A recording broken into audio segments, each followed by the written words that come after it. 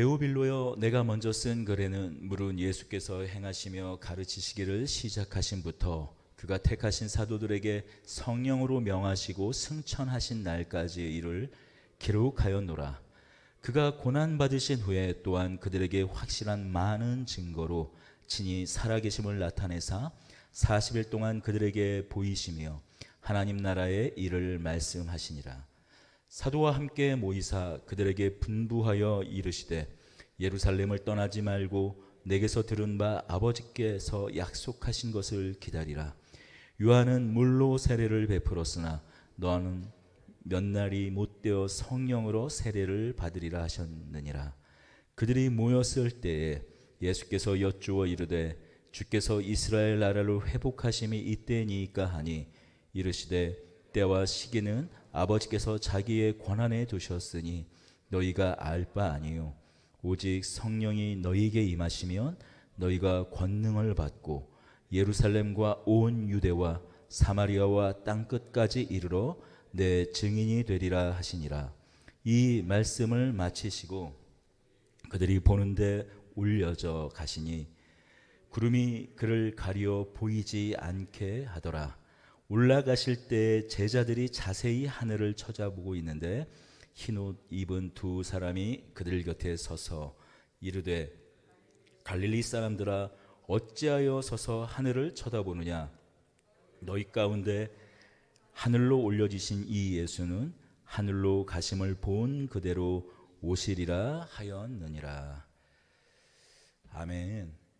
오늘은 본문을 좀 바로 살펴보도록 하겠습니다. 1절입니다. 우리 좀 1절을 다시 읽어볼까요? 데오빌로여, 내가 먼저 쓴 글에는 무릇 예수께서 행하시며 가르치시기를 시작하심부터. 이 사도행전을 기록하고 있는 이 누가는 먼저 쓴 글에 대해서 이야기하고 있습니다. 먼저 쓴 글은 어떤 것을 이야기하는 걸까요? 누가가 쓴 것이니 먼저 쓴 건 누가복음이겠죠. 바로 누가복음입니다. 이 누가는 사도행전을 시작할 때 먼저 앞서서 쓴 글인, 앞서서 기록한 것인 누가복음을 한 줄로 요약하고 있습니다. 그것은 무엇입니까? 물은 예수께서 행하시며 가르치시기를 시작하신부터 그가 택하신 사도들에게 성령으로 명하시고 승천하신 날까지 이를 기록하였노라. 예수께서 행하시고 가르치시고 또 죽으시고 부활하셔서 승천하시기까지의 일이 누가복음의 일들입니다.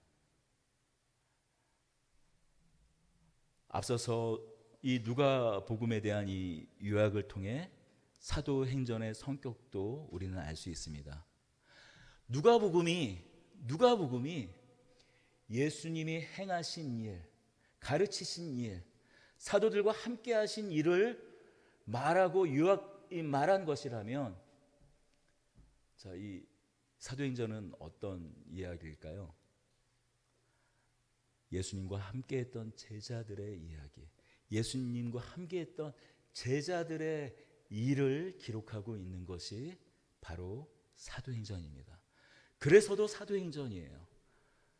사도들이 행한 일들, 사도들이 행한 행적들, 책 제목도 바로 그대로 사도들이 행한 행적이라 해서 사도행전입니다.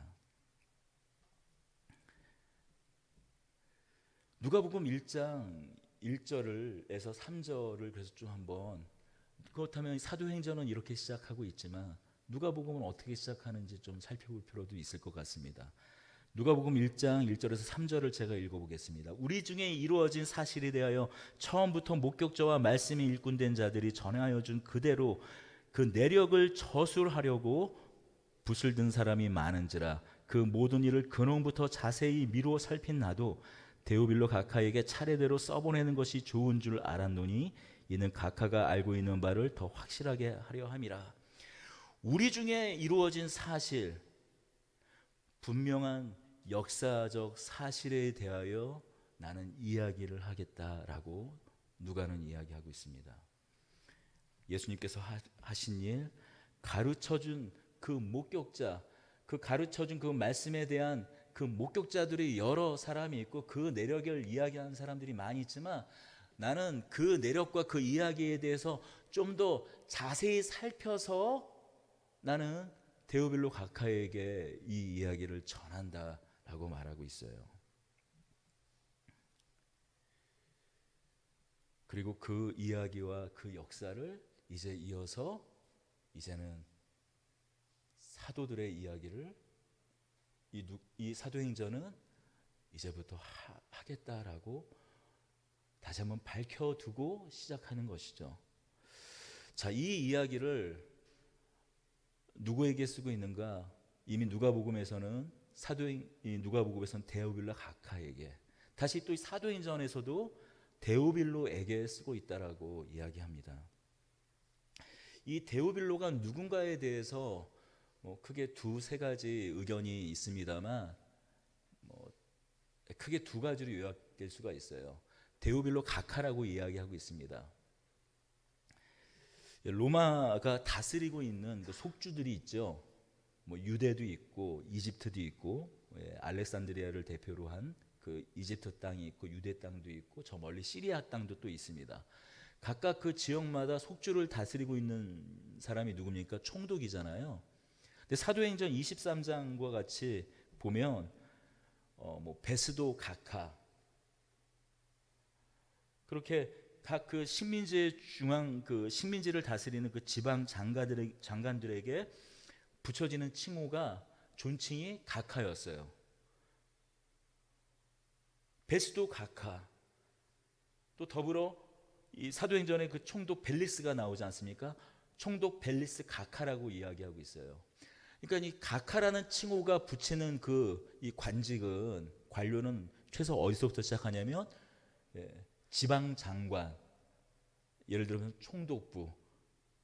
예전에는 로마가 다스리기 전에는, 로마가 복속하기 전에는, 로마가 그 식민지로 다스리기 전에는 각각 고유한 자신의 그 국가였었던 곳, 최소 그런 정도를 다스리고 있는 지방 장관들 또는 그 지방 장관들에 준하는 로마 권력자에게 붙여지는 칭호가 가카였습니다.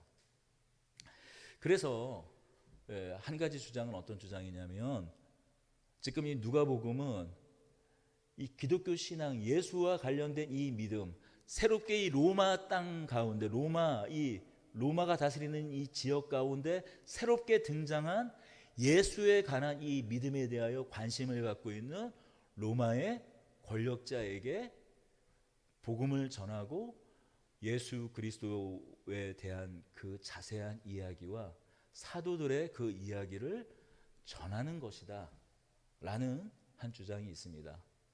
또 한 가지 견해 주장은 무엇인가 하면, 데오빌로라는 말이 하나님을 사랑하는 자라는 뜻이거든요.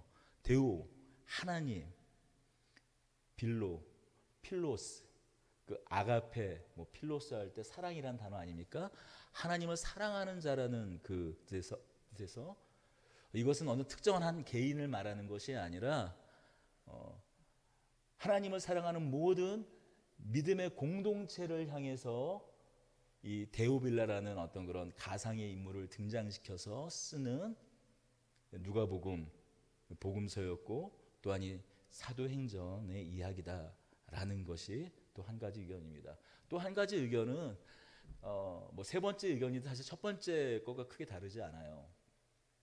당시 어떤 역사서 같은 것들은 각각 그 고유의 어떤 그런 나라나 민족에 관한 그 이야기를 전하는 것이기 때문에 때로 그 내용이 그 민족의 사상을 고취시키고, 그래서 반역까지도 나아가는데 그 어떤 역사적 사실 그 기록이 이용될 수 있기 때문에 로마의 어떤 명망가들의 이름을 빌려서, 그들의 권위를 빌려서 이제 이렇게 저술되고 출판되는 경향이 있었습니다. 그 대표적인 것이 유대의 역사가인 그 요세푸스 같은 경우에도, 요세푸스의 그 유대 고대사도 처음에 누구누구 각하께라는 걸로 그 시작이 되거든요. 또 그 요세푸스 같은 경우에는 그의 역사서를 집필하는 데 있어서 로마 귀족들의 또 도움을 얻기도 했으니까요. 그래서 그런 당시의 역사 기록들의 어떤 그런 문학적인 형태를 빌어서 이 누가도 이 사도행전 또 앞서서는 누가복음을 기록했다. 그 서문을 그렇게 기록했다라는 말이 있지만 저는 사실 맨 앞에 있는 첫 번째 그 견해를 따릅니다. 왜냐하면 지금 호칭의 변화가 있는 것을 우리가 좀 주목해 볼 필요가 있을 것 같아요. 앞서서 이 누가복음에서는 데오빌로 각하에게 예수 그리스도와 관련된 그 자세한 내력, 그 이야기를 제가 이제 씁니다라고 했다가 이 사도행전에서 지금 어떻게 우리 1절을 한번 읽어볼까요? 데오빌로요. 데오빌로라고 호칭의 변화가 있는 것을 볼 수 있습니다.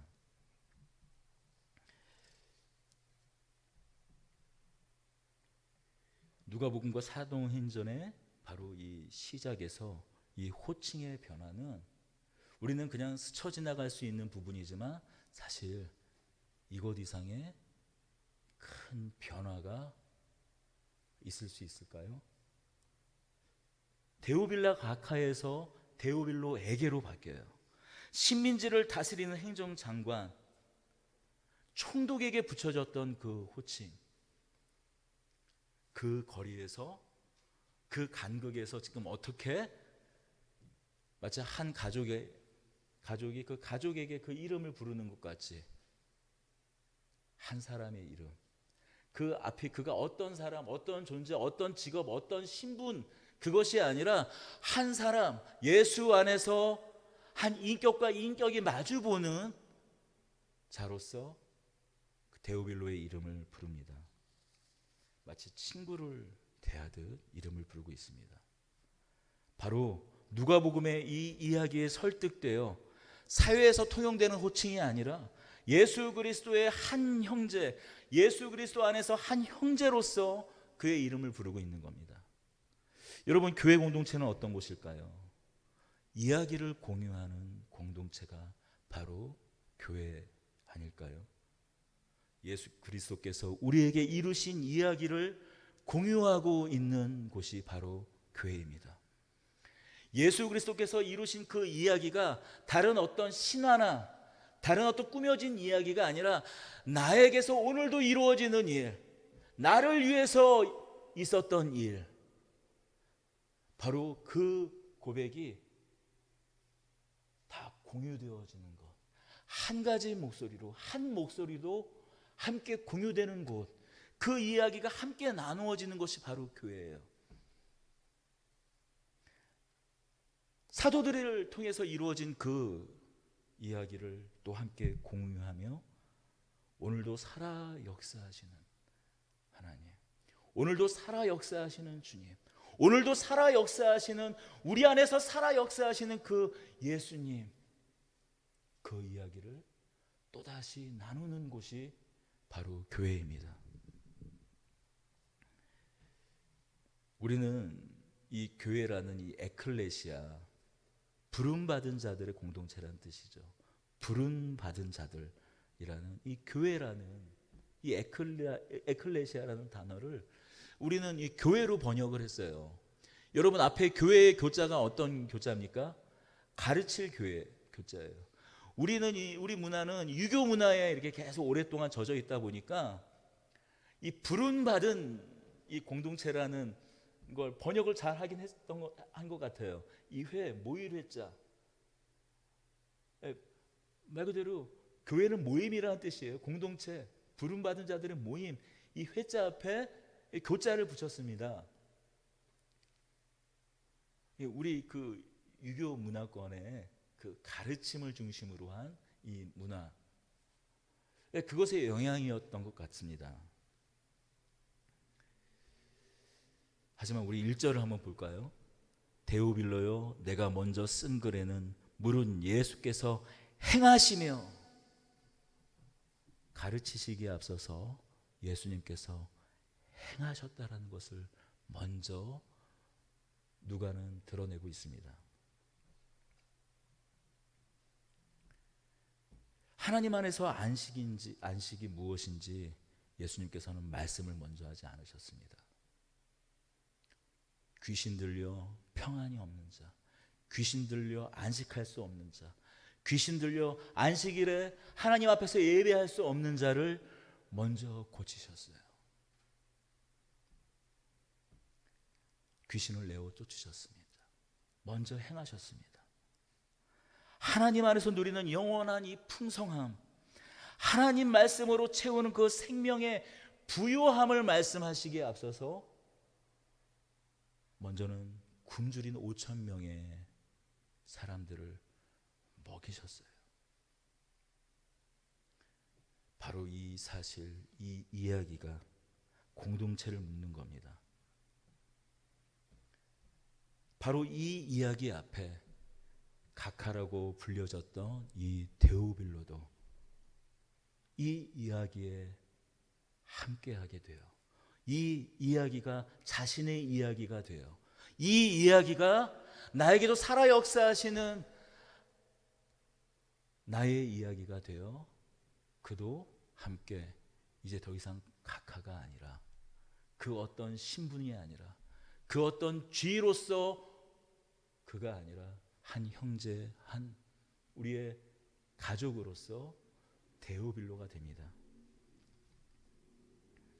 저는 우리 더드림 교회 안에서도 이러한 일이 풍성하게 이루어지기를 원합니다. 그렇습니다. 공동체는 이야기를 함께하는 곳이에요. 이 코로나를 겪으면서 가장 안타까운 일이 바로 우리 이야기의 나눔이 적어진 일입니다. 이 주일 예배를 이렇게 한번 드리고, 사실 짧은 시간이지만 함께 말씀을 나누고 하나님을 예배하고, 또 긴 시간은 아닙니다만 우리가 또 함께 식사를 나누며 함께 한 주 있었던 그 이야기를 나누는, 바로 그 시간이 어떤 시간입니까?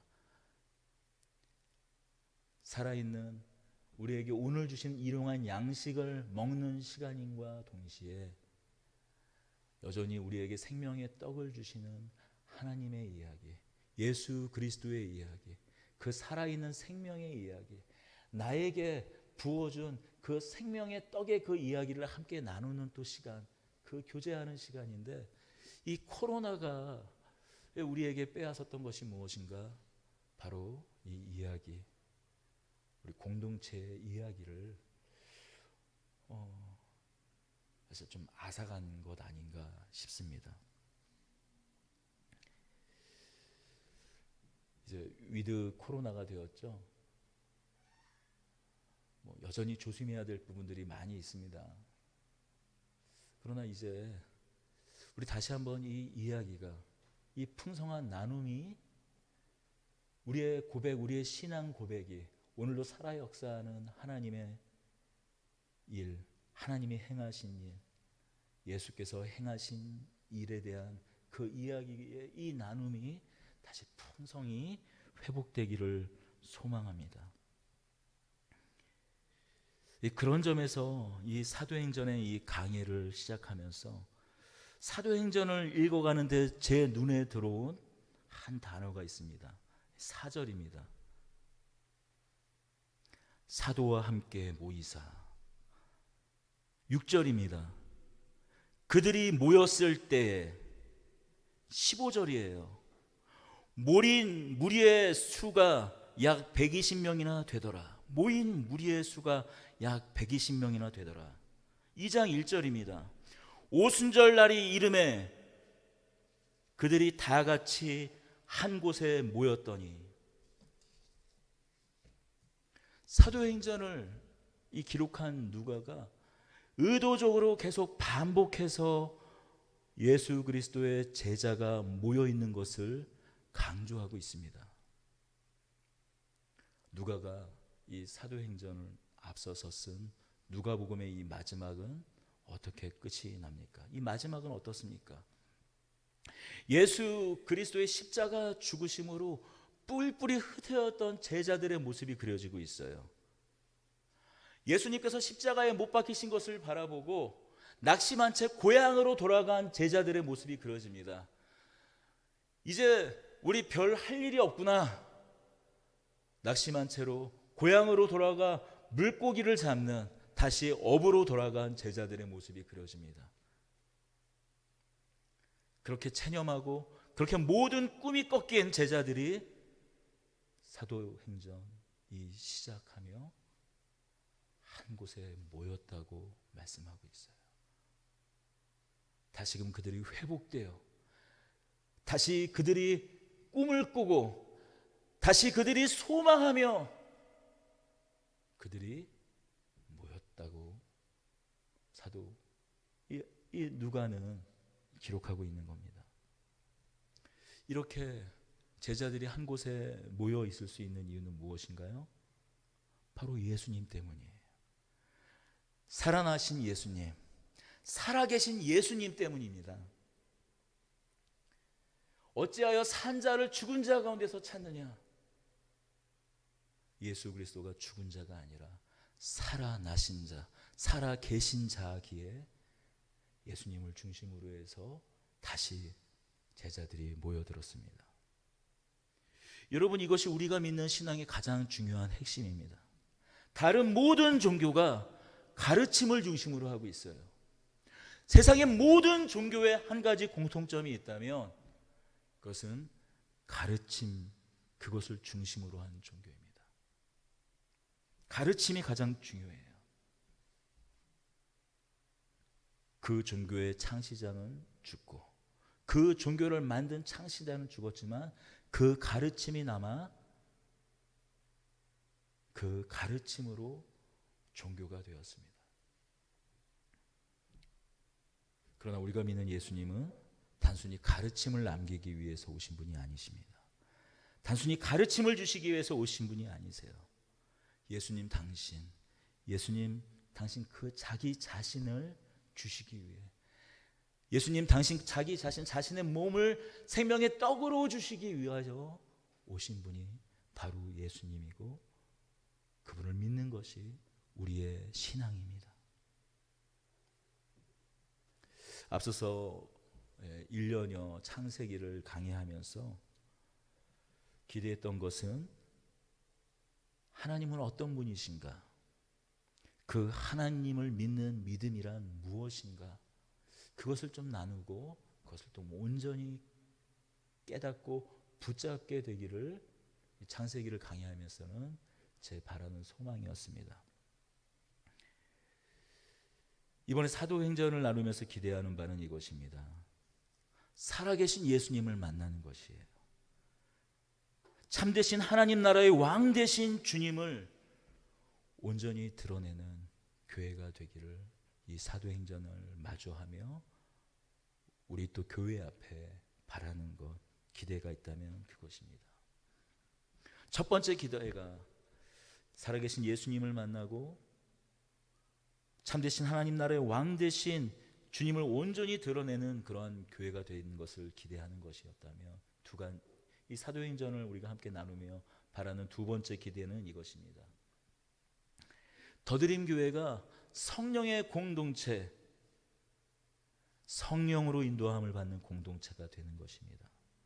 우리의 뜻이 아닌 하나님의 뜻, 우리의 능력이 아닌 하나님의 능력으로 인도함을 받는 성령의 공동체가 되기를 이 사도행전을 우리가 함께 나누면서 바라고 기대합니다. 세 번째는 이 증인의 삶을 살아가는 제자 공동체가 되기를 기대하고 있습니다. 여러분, 이러한 제 기대는 다만 제 개인적 어떤 이 목회의 어떤 비전, 제 목회의 꿈을 위해서 제가 이제부터 사도행전을 이런 관점에서 바라고 읽겠다라는 것이 아닙니다. 그것은 곧 제 이 바라는 기대는 곧 예수님께서 교회를 향한, 예수님께서 제자를 향한 기대와 소망이기도 했어요. 제자들과 함께 있으며 40일 동안 말씀하신 하나님 나라를 향한 기대였습니다.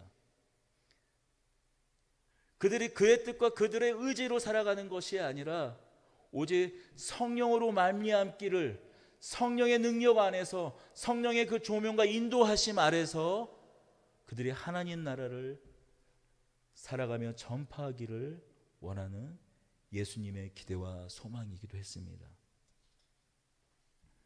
더불어 증인의 삶, 하나님 나라를 살아갈 때 증인의 삶을 살아가길 원하여 성령을 주시겠다고 말씀하신 예수님의 기대와 소망이기도 했습니다. 바로 오늘 우리가 읽은 이 사도행전 1장 1절에서 11절까지의 이 말씀은 승천하시면서까지 하신 이 말씀을 통해 바로 앞서서 이 말씀드린 세 가지 기대와 당부가 담겨 있습니다. 우리 다 같이 한번 3절을 읽어보겠습니다.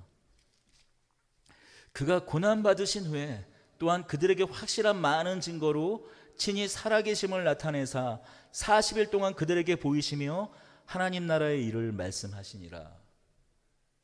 잠시 저만 덥나요?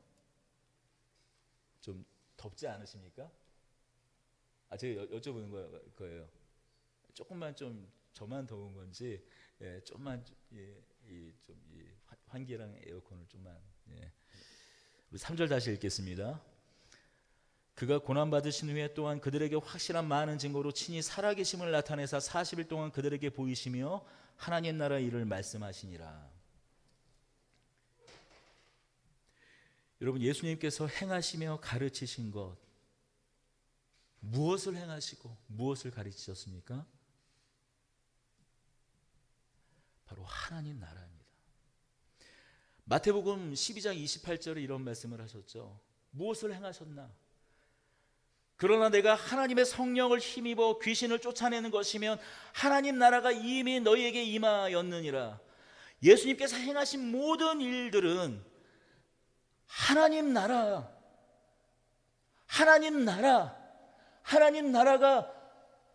이루어질 때, 하나님 나라가 임할 때 있을 수 있는, 오직 하나님 나라가 이루어질 때, 드러날 때 나타날 일들을 예수님께서 행하신 것이에요.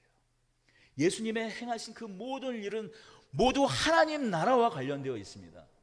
그렇다면 예수님의 가르치심은 무엇입니까? 그건 역시 하나님 나라예요.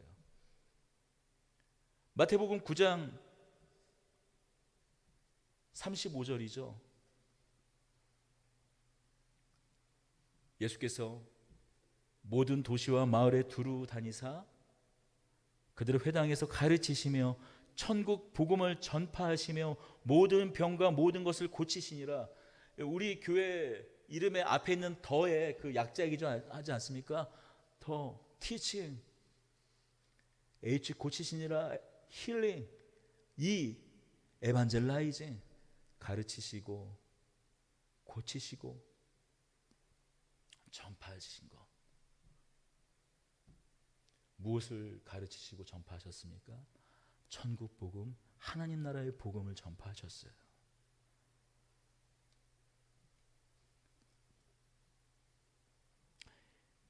예수님께서 십자가에 못 박히시기 전에 하신 일도 하나님 나라요, 가르치신 것도 하나님 나라와 관련된 것이었습니다. 더불어 예수님께서 부활하시고 다시 가르치신 것도 하나님 나라에 관한 일이라고 누가는 이야기합니다. 그가 고난을 받으신 후에 또한 그들에게 확실한 많은 증거로 친히 살아계심을 나타내사 40일 동안 그들에게 보이시며 하나님 나라의 일을 말씀하시니라.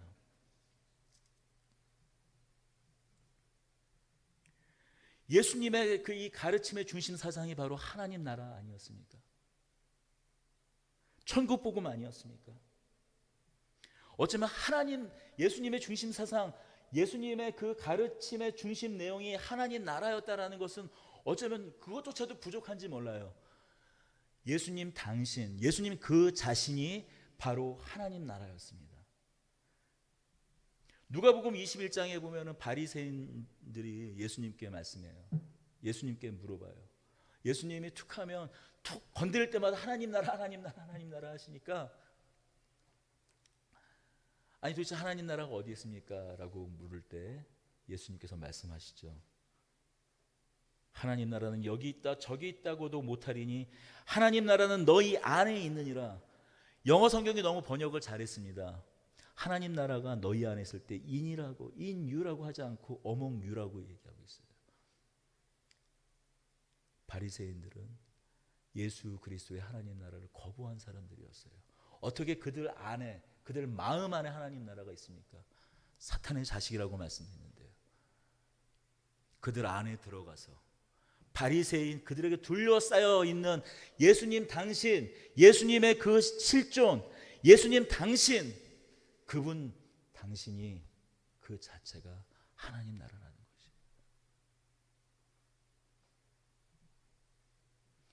마치 중세시대에 짐이 곧 국가다라고 말한 것, 그 오리지널 버전이 누굽니까? 바로 예수세요. 내가 곧 하나님 나라다. 너희 안에 있는 나. 너희들은 부정하고 너희들은 인정하고 있지 않고 나로 말미암은, 나로 시작된 하나님 나라를 부정하는 너희 안에 있는 내 자체가 하나님 나라라는 거예요. 무슨 말입니까? 예수 그리스도의 살아계심, 예수 그리스도의 그 품성과 인격, 그의 행하신 일, 그로부터 시작된 그 모든 총체적인 그 모든 일, 그것이 곧 하나님 나라의 일이라는 것이죠.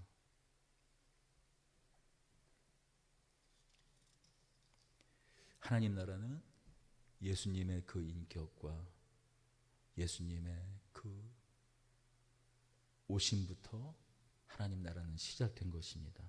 예수님의 말씀을 통해 이루어지고 또한 예수님의 말씀을 통해 그 말씀대로 예수님께서 다시 오실 때 완성되어질 하나님 나라입니다.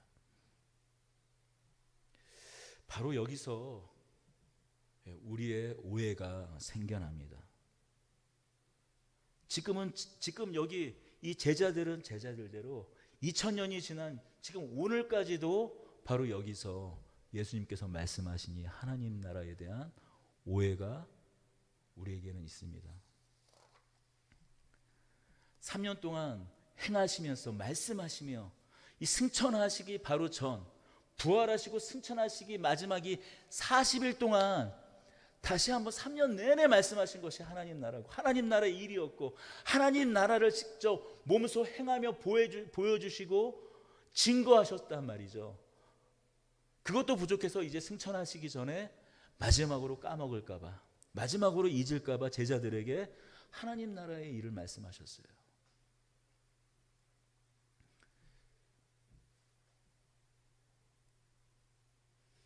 그리고 이제 승천하시려던 그 찰나 한 제자가 잠깐만요 하면서 다시 예수님의 승천을 가로막고 질문을 합니다. 이 6절이죠. 우리 같이 읽어보겠습니다. 그들이 모였을 때 예수께서 여쭈어 이르되 주께서 이스라엘 나라를 회복하심이 이때니까 하니. 여전히 제자들은 이 예수로 시작된 이 하나님 나라, 이것을 자신들이 생각하는 이 고정관념에 사로잡혀서 다시 질문하고 있어요. 내내 하나님 나라의 일을 설명했음에도, 가르쳤음에도, 다시 확인시켜줬음에도 불구하고 40일 동안 승천하시기 전에 마지막으로 말씀하셨을 때 얼마나 엑기스를, 아마 구약 성경부터 그 엠마오에 가는 제자들에게 모세와 시편과 선지자의 그들을 다시 한번 쭉 그 짧은 시간 훑었다면 다시 한번 이 40일 동안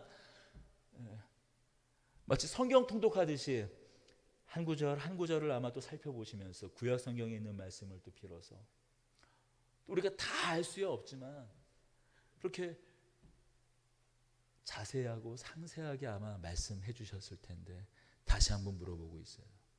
이스라엘 나라를 회복할 때가 이때이니까라고 물어봅니다. 여전히 이들은 하나님 나라에 대해서 이스라엘 나라를 회복하는 것, 로마에서 이스라엘 민족이 해방되는 것, 또 이스라엘이 세계의 중심이 되어서 세상을 이끌어가는 것, 그것에 대한 그 이해에서 조금도 벗어나지 못하는 거예요. 여러분 어떻습니까? 우리가 대화를 하다 보면 어떤 일이 있나요? 가끔씩 가끔씩 나는 실컷 얘기하고 설명했는데 한참 있다가 뭐라고? 속 터지는, 우리가 그게 꼭 남들도 그렇지만 좀 자기 자신도 그럴 때가 있고, 우리가 대화를 하다 보면 제일 속 터지는 게 그거 아닙니까? 왜 그런 우리가 대화를 나누다 보면 한참 설명했는데 뭐라고 그러셨죠? 아니면 나는 계속 내내 이야기인데 다른 얘기를 할 때가 있잖아요. 다르게 이해할 때가 있잖아요. 왜 그럴까요? 물론 우리는 우리의 설명이 부족한 걸 있을 수 있겠죠. 하지만 예수님의 설명이 부족했을까요? 하나님이신 예수님이 당신의 나라에 대해서 설명을 하는데 설명이 부족했을까요? 아니요. 자신의 생각, 자신의 신념, 그것이 가득하기 때문이에요. 그리고 상대방이 어떤 얘기를 하더라도 계속 딴 생각을 하고 있는 것입니다. 자신의 관점, 그것으로 계속 해석하는 거예요. 사실 이 제자들의 이러한 신념은 이사야서 2장 2절에서 4절까지의 말씀, 이 대표적인 그 이스라엘의 회복과 관련된 말씀인데, 이런 이 말씀 때문에 기반하게 됩니다. 제가 이사야서 2장 2절에서 4절까지를 좀 읽어드리겠습니다. 말일에 여호와의 전에 산이 모든 산 꼭대기에 굳게 설 것이요 모든 작은 산 위에 뛰어나리니 만방이 그리로 모여들 것이라. 많은 백성이 가며 이르기를 오라, 우리가 여호와의 산에 오르며 야곱의 하나님의 전에 이르자. 그가 그의 길을 우리에게 가르치실 것이라.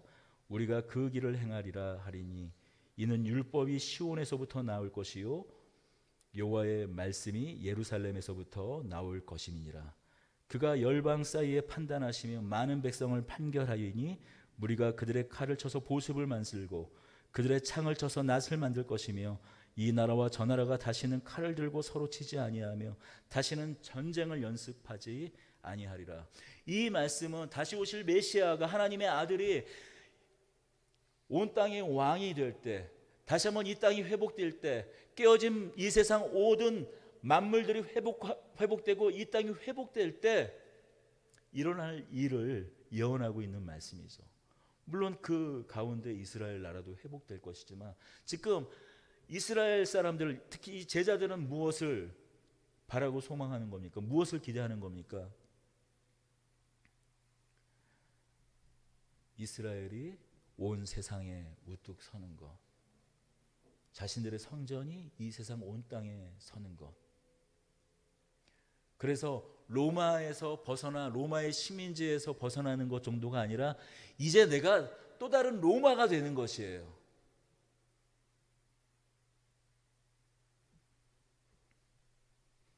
이스라엘을 중심으로 한 하나님의 세계 경영이 시작된다는 이 믿음입니다. 이 신념이에요. 여러분, 오늘날에도 이런 신념을 가진 사람들이 있죠. 예수님께서 재림하시면 시온에 새롭게 성전이 우뚝 설 것인데, 예수님께서 그 왕자에서 통치할 수 있도록 예루살렘의 제3성전을 건설해야 된다는 것입니다. 세대주의의 세대주의도 참 다양하지만 세대주의의 한 일부의 또 사람들이 주장하는 것, 제자들이 지금 예수님께 물어보는 것과 전혀 다른 게 아니에요.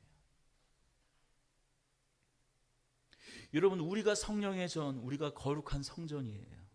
예루살렘도 아니요 그리심산도 아니라 바로 우리가 성전이 되어 우리가 영과 진리로 예배하는 겁니다. 예수님의 제자들이 이스라엘을 중심으로 한 왕국을 꿈꿨다면, 여러분, 우리는 어떤 오해를 하고 있습니까? 하나님 나라에 대한 어떤 오해를 하고 있습니까? 하나님 나라는 우리는 이렇게 흔히들 생각합니다. 죽어서 가는 천당을 우리는 하나님 나라라고 생각을 합니다.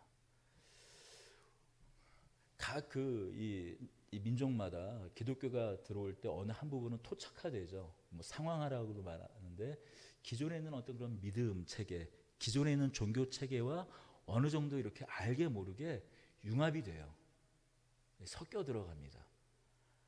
단 한 곳도 제외 없이 그 토착적인 어떤 그런 이 문화와 이렇게 섞여 들어가요. 뭐 대표적인 게 이런 할로윈 축제잖아요. 아니 할로윈 그 뭐죠?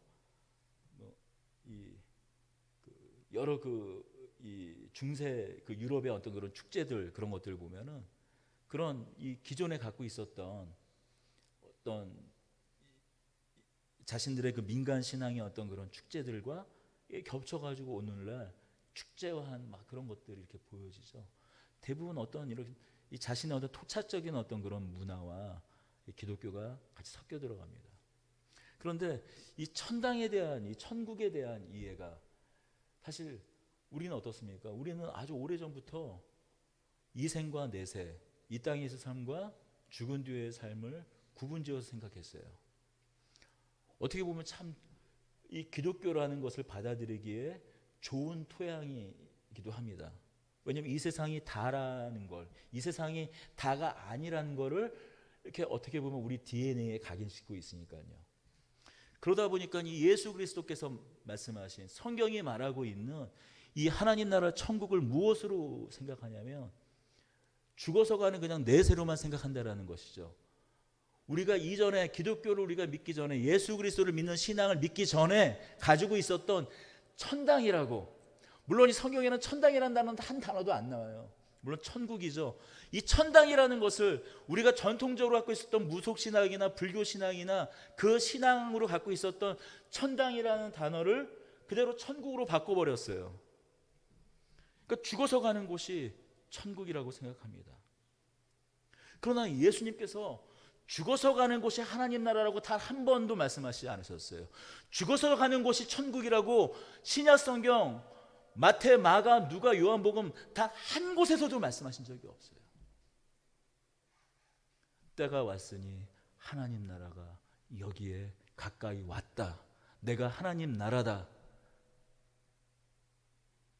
라고 말씀하셨죠. 물론 죽어서 우리가 잠시 머무르게 되는 곳도 하나님 나라의 한 부분이기는 합니다. 왜냐하면 그것도 하나님 나라는 하나님의 다스림, 하나님의 통치가 이루어진다는 곳에서 지금 우리가 죽어서 가는 그곳도 하나님 나라의 한 부분인 것은 분명하지만 그것이 하나님 나라의 전부는 아니라는 것이에요. 예수님이 십자가에서 돌아가실 때 한편 강도가 예수님께 회개하며 말합니다. 자신의 죄를 뉘우치면서 말합니다. 예수여, 당신의 나라에 임할 때 나를 생각하소서 하니 예수께서 이르시되 내가 진실로 내게 이르노니 오늘 내가 나와 함께 낙원에 이르리라, 낙원에 있으리라 말씀하셨어요. 내가 진실로 내게 이르노니 너가 나와 함께 하나님 나라에 있을 것이다. 그 한편 강도도 당신의 나라에 임하였을 때라고 물어봤지만 예수님은 그 나라에 네가 오늘 있을 것이라고 말씀하지 않고, 물론 그것이 틀렸다라는 의미로서가 아니라 낙원이라고 바꾸어 말씀하셨습니다.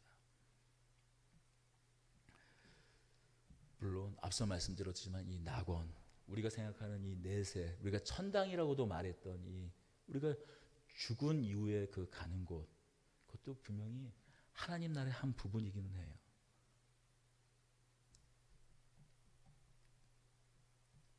그러나 오늘 예수님께서 말씀하신 하나님 나라는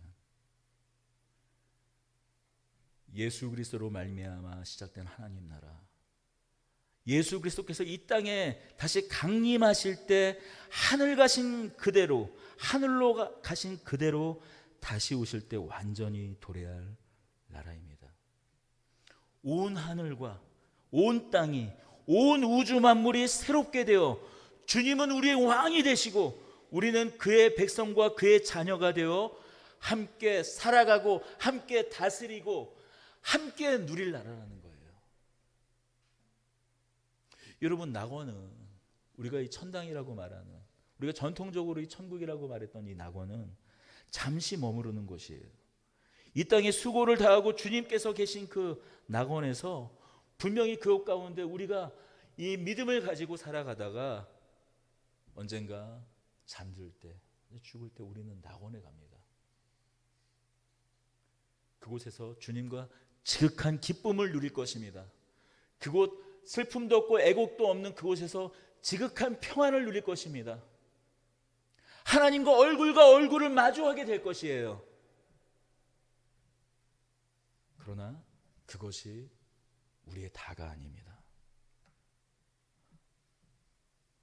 오늘 말씀하신 것처럼 오늘 이 10장 11절과 마찬 10절과 11절처럼 하늘로 가신 그 예수께서 다시 그대로 오실 때, 예수께서 다시 강림하실 때 우리 역시 지금 낙원에서는 영으로만, 아직 몸을 잊지 못하고 영으로만 그 지극한 기쁨과 평안을 누리게 되지만, 예수님께서 다시 오실 때, 강림하실 때는 우리도 예수 그리스도와 같은 신령한 몸을 입고 이 땅에서 우리 주 예수 그리스도와 함께 이 땅을 다스리게 된다는 것. 여러분, 이것이 하나님 나라와 관련된 일입니다. 거기까지의 신자의 모든 삶, 성도의 모든 삶, 부름받은 자들의 그 모든 삶이 하나님 나라와 관련된 일이에요. 그런데 모두 하나님 나라의 이 한 자락, 끝자락 한 부분만 다들 붙잡고 있어요. 자기 생각만 꽉 차 있어서 이 3년을 가르치고 다시 부활하셔서 40일을 가르쳤는데도 이스라엘 나라를 회복하심이 이때니까 여전히 한 발짝도 나아가지 못하는 거예요. 예수님께서 십자가에 못 박혀서 이제 곧 죽을 텐데 어머님을 보내가지고 이 사도 요한과 야고보가 어떻게 했습니까? 자기가 부탁하기는 민망하고, 그러니까 어머님을 보내서 주님 나라에 임할 때 우리 아들 하나는 좌의정, 우리 아들 하나는 영의정, 이 좌편과 우편에 세워달라고 그렇게 그 어머님을 보내서 이야기하고 부탁하지 않습니까? 예수님이 십자가에 못 박히시기 전에 가졌던 그것에서, 예수님이 십자가에서 돌아가시고 다시 부활하셔서 다시 40일 동안 말씀하셨는데도 거기서 한 발자국도 나아가지 못해요. 자신의 생각에 똘똘 뭉쳐서 전혀 사실 나아가지 못하고 있습니다. 오늘날 한국 성도들은 어떻습니까? 그 양상은 조금 다르지만 어떤 사람들이, 어떤 성도들은, 어떤 신자들은 그저 이 땅에서 아무 소망 없이 덧없이 살아가다가 결국엔 낙원에 가겠지, 결국엔 천당에 가겠지, 오직 그것 하나만 붙잡고 그 어디나 하는 하나님 나라, 그 어디나 하나님 나라, 오늘도 살아 역사하시고 오늘도 우리와 함께 동행하시며 인도하시는 그 하나님 나라를 함께하지 못하고 이 천당이라고 말하는 그것만을 붙잡고 있다면, 또 어떤 한 사람들은 어떻습니까? 양상은 좀 다르지만 이미 임한 하나님 나라, 이 물질적인 성공, 번영, 승리, 주도적인 삶, 이 승리주의에 또 매몰되어 버린 것이 또 이 하나님 나라에 대한 어떤 한 부분의 이해입니다. 물론 이 땅에 전혀 소망이 없고 오직 죽어서 가는 나라, 완전히 임하지 않은, 그래서 죽어서 갈 나라나 예수님께서 다시 강림하실 때만 우리가 맛볼 수 있는 그 하나님 나라, 그것을 바라보며 패배주의로 살 것도 아니지만, 그러나 이 승리주의,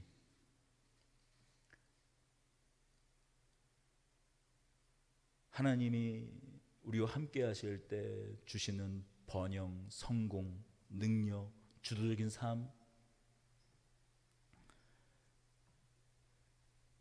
거기에만 매몰되어 있었던 것도 우리 한국교회의 하나님 나라의 대한 소망의 한 부분이기도 한 것 같습니다.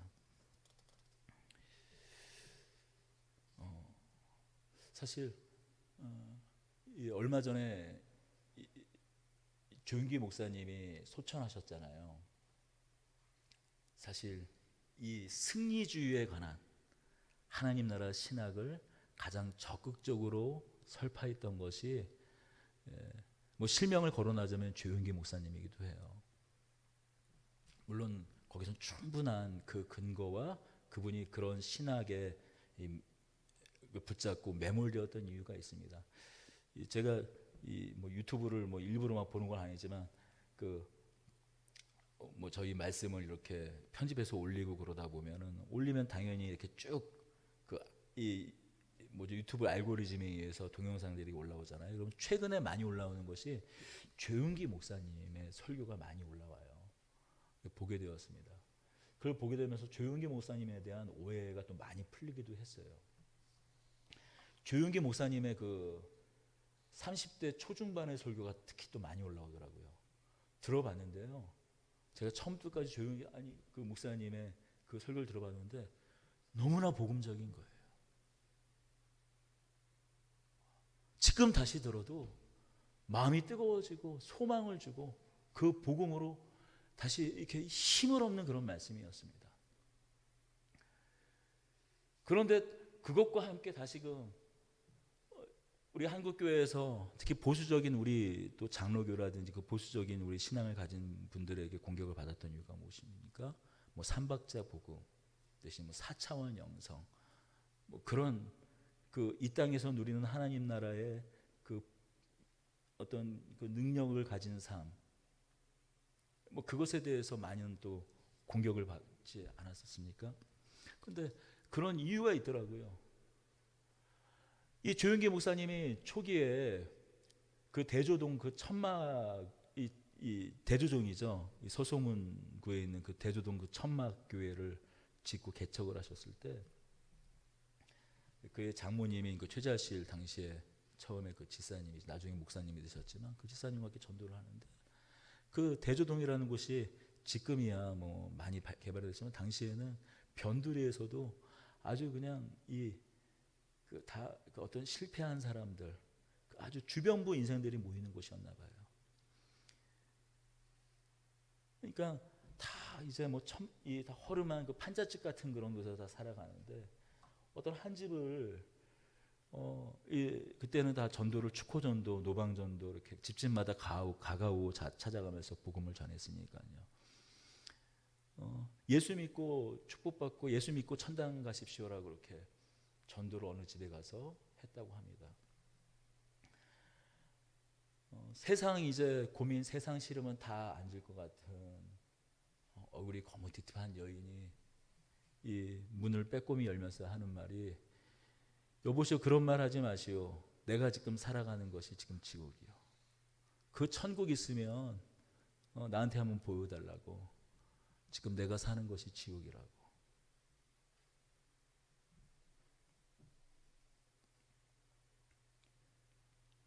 근데 보니까 그 집의 사정을 딱 보니까는 정말 지옥을 살아가고 있더랍니다. 남편은 수십 년을 갖다가 직장을 갖지 못해서 술만 먹고 있고 애들이 67인데 그 애들을 전부 다 앵벌이처럼 보내는 거예요. 우리 앵벌이 아시죠? 시장통 같은데 깡통 채워가지고 보내는 거예요. 아침에 남편은 종일 술만 퍼마시고 있고 그래서 저녁에 그 아이들이 들어오면 그 돈 몇 푼 가지고 쌀을 팔아 하루 한 끼를 먹는 그런 삶입니다. 거기서 조금 더 나가지 않는 인생이에요. 그러니 아무 소망이 없는 거죠. 매일매일이 지옥 같은 삶이죠. 천국이 있으면 한번 보여주시오. 내가 지금 지옥을 살아가고 있는데 내가 예수 안 믿어서 내가 지옥 간다고 해서 내가 무섭냐고.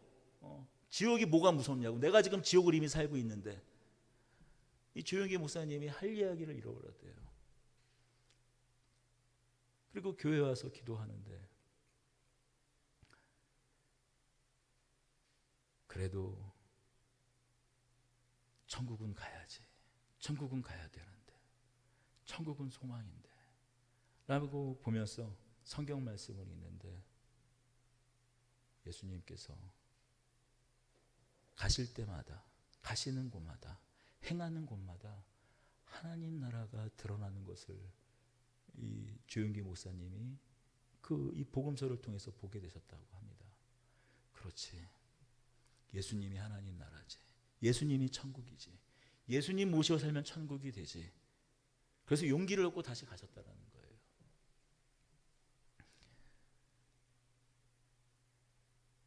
왜 또 하냐고 그 아주머니가 얘기하더랍니다. 그래서 내가 오늘 아주머니에게 천국을 보여주겠다고 그 아주머니를 잘 꼬셔가지고 그 대조동 그 천막교회에 모셔왔다고 합니다. 그 입구 천막이잖아요. 벌써 거기 앞에서 그 아주머니가 떡떠르다는 표정을 짓더래요. 그리고 그 천막 거적 같은 그 천막문을 열고 들어갔는데 바닥에는 그 뭐라 그래요? 그 쌀 쌀 가마 그 뭐라 그러죠? 쌀 집으로 만든 가마니로 이렇게 까는 거 있잖아요. 거적이라고 하기도 하고 그거 아시죠? 그 거적 쌀 가마니 그거 계속 펼쳐가지고 깔아놓은 거 그게 깔려져 있고 강대상은 이렇게 참 이 최고급 이렇게 잘 되어 있는 이런 나무로 된 강대상이 아니라 원목으로 된 강대상이 아니라 사각의 짝을 갖다가 몇 개 세워가지고 강대상으로 이렇게 써 있는 거 그것을 보고 그 아주머니가 웃으면서 당신 사는 거나 나 사는 거나 똑같네 하시면서 놀랍게도 웃으면서 그분이 그 교회의 성도가 되고 기적이 일어나고 마치 이 복음서에 나타나 있던 예수님께서 계실 때 그 가는 곳에서 일어났던 그 기적 같은 일들이 일어나고 남편이 알코올 중독에서 벗어나고 마치 알코올 중독에서 벗어나서 맨날 사고 맞췄던 사람이 술을 끊었다라는 소식이 그 동네에서 알려지자 뭐 이북분이었는데 그 고향 뭐 향후에서 직업을 알아줘서 직업을 갖고 그러니 당연히 자녀들은 그 앵벌이 같은 거기서 벗어나서 학교를 다니게 돼서 그 집안이 하나님 안에서 다시 일어나는 그런 경험들이 축적이 되고 누적이 되면서 이미 임한 하나님 나라에 대한 그 소망 그것 때로는 극단적으로 성공과 번영 그 축복의 모습으로 드러난 것은 그런 연유가 있었더라고요. 그래서 사연이 있는 것이죠. 한 사람이 어떤 한 부분을 붙잡고 어떤 한 사람이 어떤 하나를 파고들 때는 사실 분명히 그 사연이 있어요. 그러나 그렇게 성공과 번영을 주는 병에서 낫는 그 하나님 나라의 한 부분 그것은 하나님 나라에 드러난 양상이 아니다 라고 누가 말할 수 있겠습니까? 그러나 이것만이 하나님 나라라고 또한 말할 수는 없는 것이죠. 분명 그것이 하나님 나라입니다. 하나님께서 또 그것을 통하여서 한국교회에 역사하셨어요. 그 대도정 그 천막 미군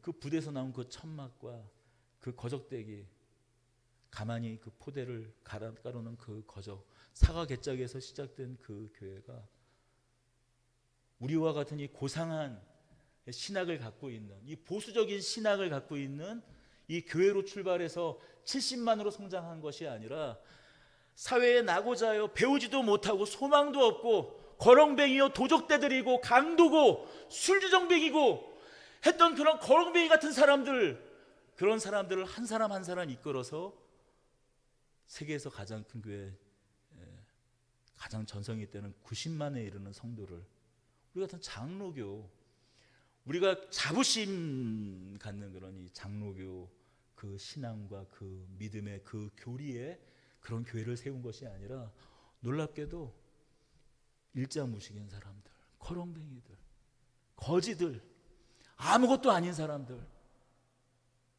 소외된 사람들 그런 사람들로 하나님께서 교회를 이루어 가셨어요.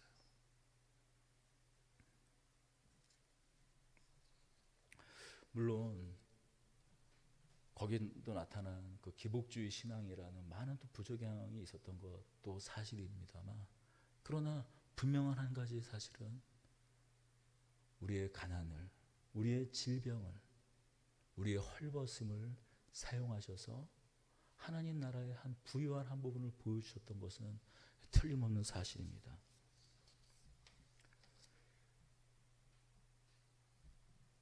그러나 그건 역시도 하나님 나라의 한 자락이죠.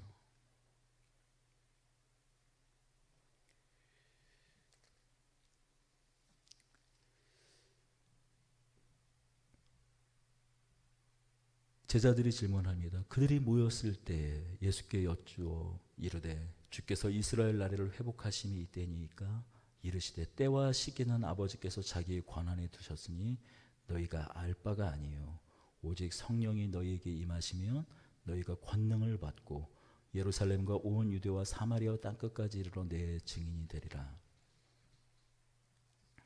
이 하나님 나라를 기대하고 소망하면서 기다리라고 그런 것이 무엇입니까? 성령이었어요.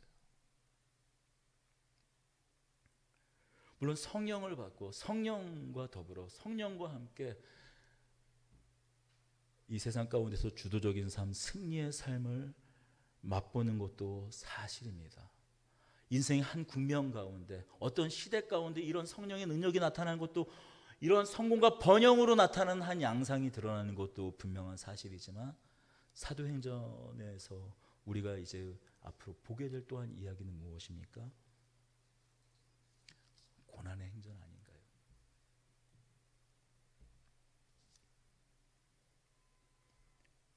그 이미 임한 하나님 나라가 고난의 모습을 통해서 드러나지 않습니까?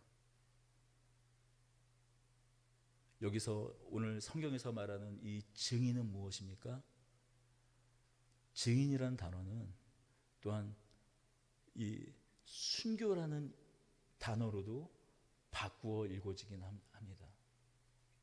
이 증인, 성령을 주셔서 우리에게 주신 능력이 무엇인가? 증인으로서의 그 능력을 감당하기 위해서, 증인으로서 고난받는 그 일을 감당하기 위해서 성령이 함께하고 계심을 또한 말하는 것이 이 사도행전의 또한 이야기입니다.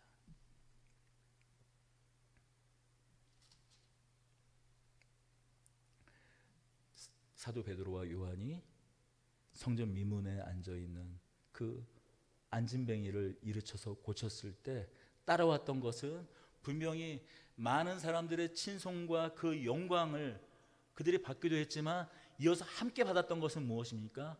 고난이었다라는 것이죠. 종교 지도자로부터 받았던 핍박이었던 것이죠.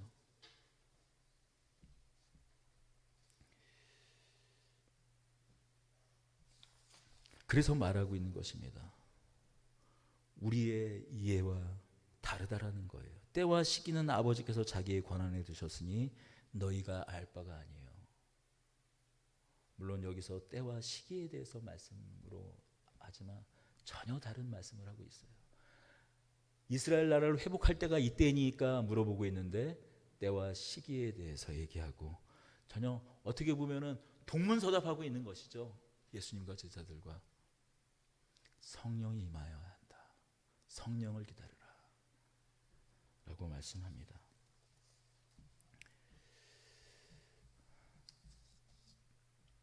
오늘 사도행전의 첫 시작을 우리가 나누면서 이제 우리가 다음 주에는 이 성령과 관련된 이야기를 좀 더 깊게 나누겠지만 오늘 이 사도행전을 통해서 다시 한번 우리가 이 사도행전의 이 말씀과 이 이야기를 통해서 예수 그리스도로 말미암으니 하나님 나라를 더 온전히 알게 되기를 원합니다. 사도행전을 한 줄 28장, 언젠가 이 사도행전의 마지막 28장을 나누게 될 즈음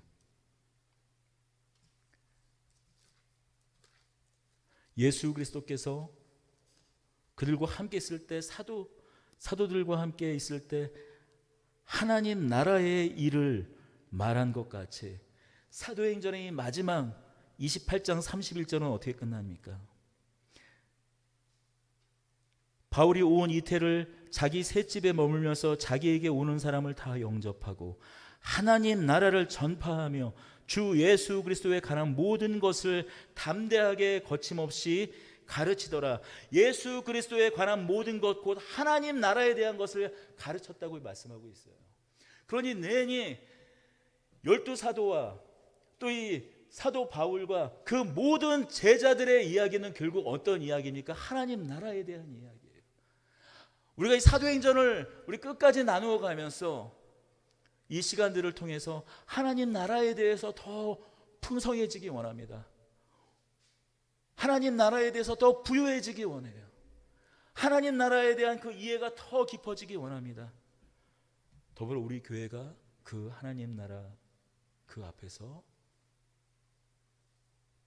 더 참된 하나님 나라를 또한 엿보여주는 교회, 성령으로 말미암아 충만한 교회, 제자들과 마찬가지로 예수 그리스도의 그 온전한 증인이 되는 그러한 교회가 되기를 소망하고 원합니다.